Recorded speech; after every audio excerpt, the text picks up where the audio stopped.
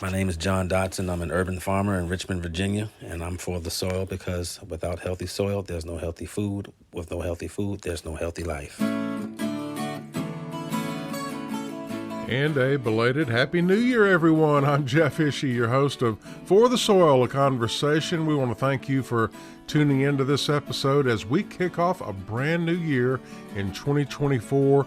This is actually the third year of our podcast, and we want to thank you for your support.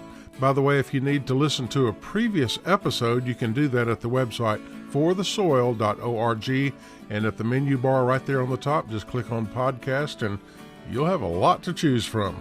Let's get to this episode.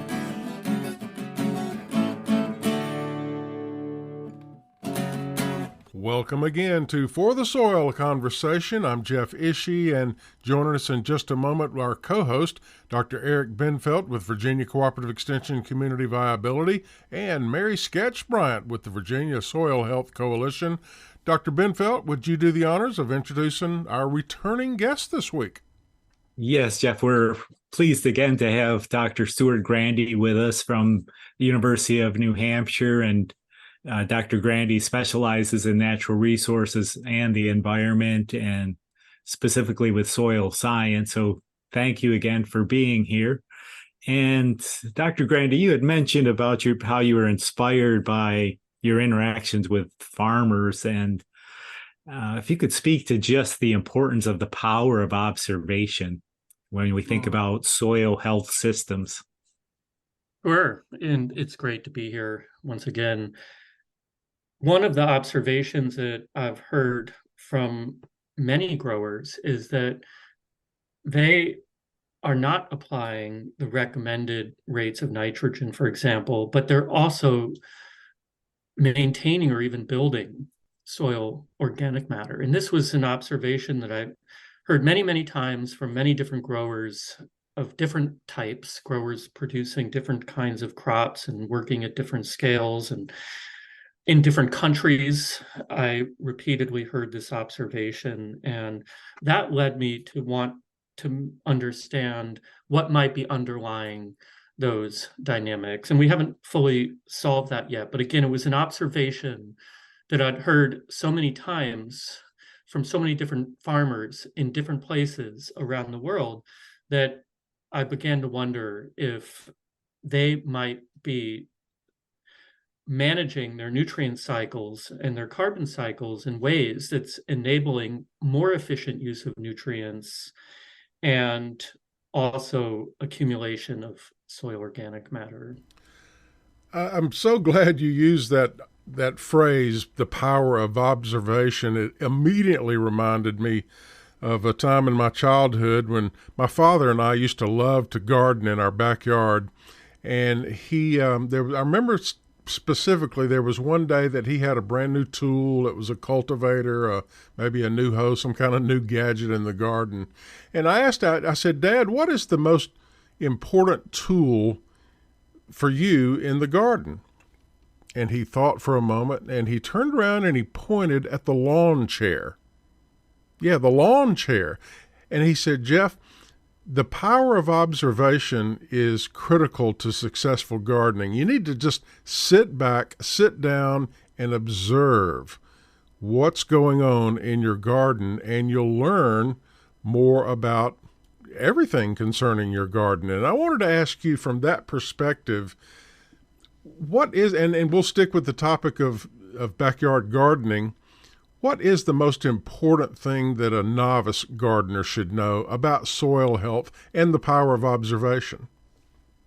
Jeff, I'll circle around to that, but I want to also mention that as a scientist, observation is also very important. And many graduate students start out working in one area and observe something during an experiment that raises questions. It's something that was completely unexpected that they would have never noticed if they were not being careful and observant of the systems in which they were working. And this opens up opportunities to make new discoveries in areas that were not originally planned. But Mary, did you have a question?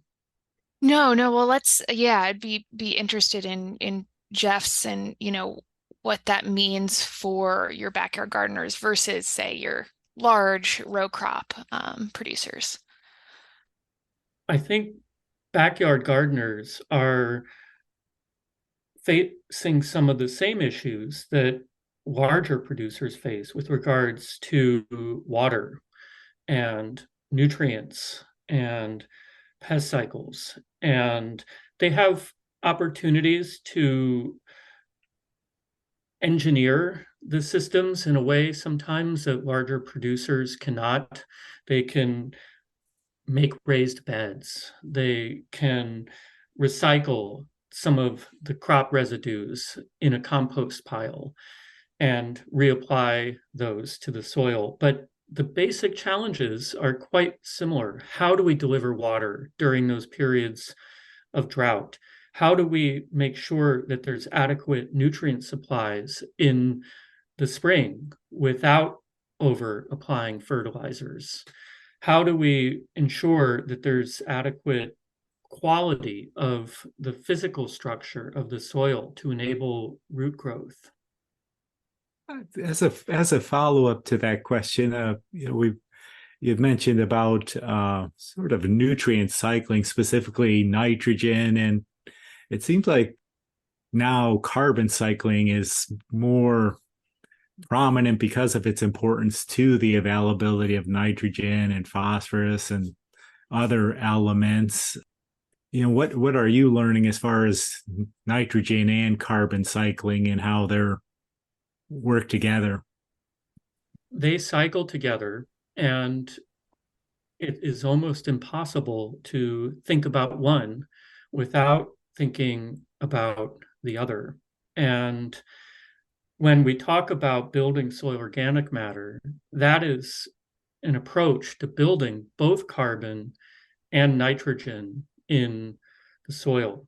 So the field of soil science has worked very hard over the last 2 decades, 3 decades to develop fractionation techniques to break down that massive pool of organic matter into separate, distinct pools that vary in their function.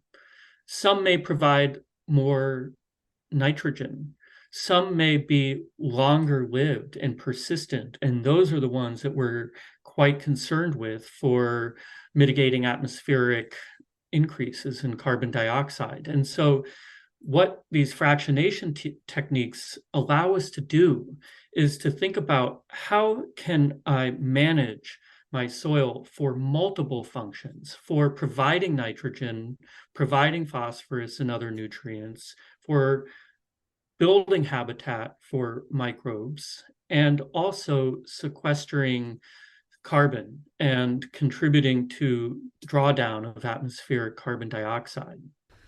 We're talking today with Dr. Stuart Grandy. He is with the University of New Hampshire Natural Resources and the Environment. And Dr. Grandy, one question or one topic I'd like to get to is drought. 2023 was a year of severe drought in the Commonwealth of Virginia. And one thing I learned, in grade school is that water is essential to life. And of course, there is life in the soil. So my question is, describe how life in the soil is impacted by an extended period of drought. In general, you're going to see a reduction in the activity of life in the soil. When we think about building soil health, one of the outcomes that we're very interested in is developing resilience to drought. And ideally, we would see connections between increases in soil health and water storage capacity, and the capacity for roots and their associated fungi to branch out and encompass a broader area in the soil and thereby access water from locations that they otherwise might not be able to. We've seen in our own research that there are pools of nutrients in soils that are associated with the accumulation of organic matter that appear to be able to supply nutrients under drought that inorganic fertilizers are not able to do. And so we do see some resilience of the delivery of nutrients under dry conditions due to organic matter accumulation that we don't see simply with the addition of inorganic fertilizers. So, Jeff, coming back to your question, one of the things that we're thinking about in terms of building a resilient soil is to increase the soil health, build those organic matter pools that are capable of continuing to supply nutrients under dry conditions. And Dr. Grandy, how do you, when you're working with farmers or for those ag professionals working with producers, how do you suggest they translate this science into on-the-ground application? Great question, Mary. I think that this starts with an open mind. And when I work with growers, I go into those interactions with an open mind, and they very often do too. And I think when we go into it with an open mind and a willingness to learn from each other, anything is possible.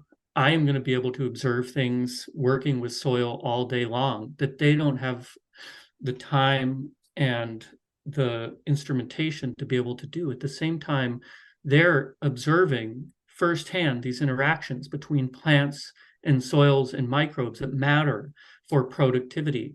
So for me, the first thing I think about is we may come from very different backgrounds.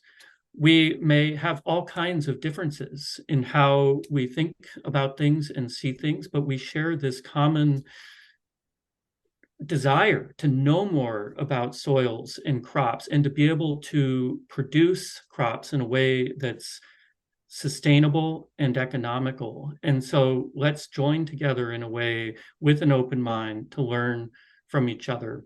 Now, to specifically answer your question, I don't share information with growers intending it to be prescriptive, because every farmer has a different operation. They grow different things. Their soils are different. Their history is different. Their influences are different. Where they're getting information is different. But if I can share with them information that helps them see things differently, that gives them ideas about how they might be able to better manage their system, then in my mind, that is a benefit of the work that I'm doing. And by the same, flipping that around, they aren't going to give me information about how to set up an experiment in my lab, but they can certainly provide loads of information about how to think about these kinds of interactions that we're both interested in that can lead to my developing experiments.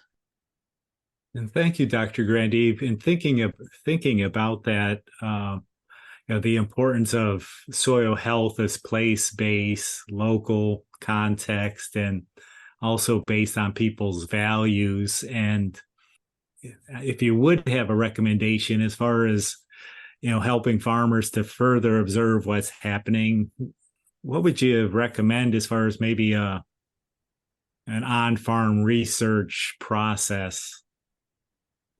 I think if they're interested in on-farm research, then they have loads of resources at their fingertips. They can reach out to you, Eric. They can reach out to Mary. They can reach out to scientists at Virginia Tech and across the Southeastern District that are interested in doing on-farm research, and many, many farmers are. Are there any particular resources that you recommend, Dr. Grandy?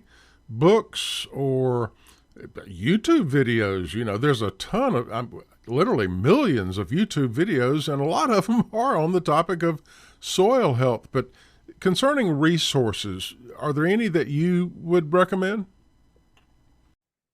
I think that there is an abundance of really good science now available, and search engines that are widely available, like Google Scholar, provide access to what's emerging in the sciences. What inspires me are those discussions with growers and my amazing students and postdocs that come in with incredible ideas.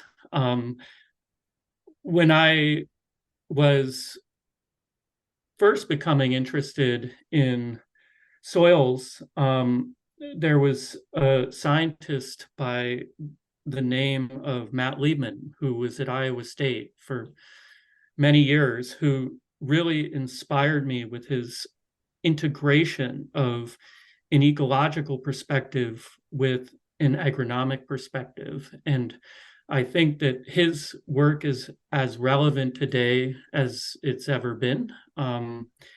Again, he was a chair of sustainable agriculture at Iowa State for many years, and I had a chance to overlap with him at the University of Maine. But today, I'm inspired by the work being done by students in my lab and students around the world and farmers themselves. There's such an incredible push in the field of soil science right now occurring globally that every time I have the chance to interact with early career people at a conference or going to visit a university like I did Virginia Tech recently, I come away amazed and inspired.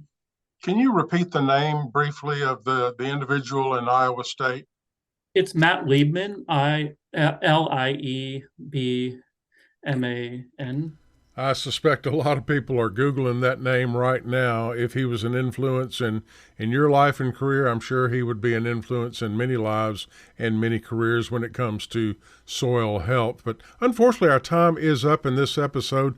Dr. Grandy, I want to thank you for joining us today and also in the previous episode.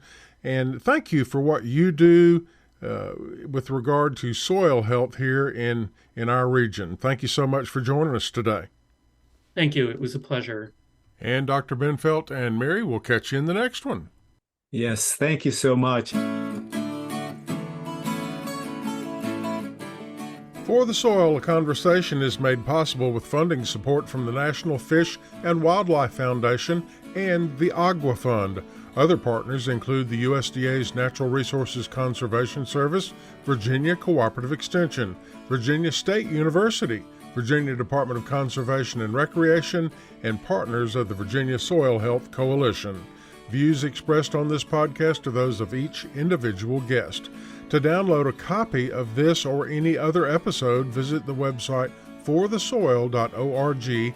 If you have a specific question about soil health, call your local extension office, your local USDA service center, or a Soil and Water Conservation District office. Music used during today's program was provided courtesy of the Flip Charts. All rights reserved. For the Soil, a conversation is produced by On the Farm Radio in collaboration with Virginia Tech. I'm your host, Jeff Ishee.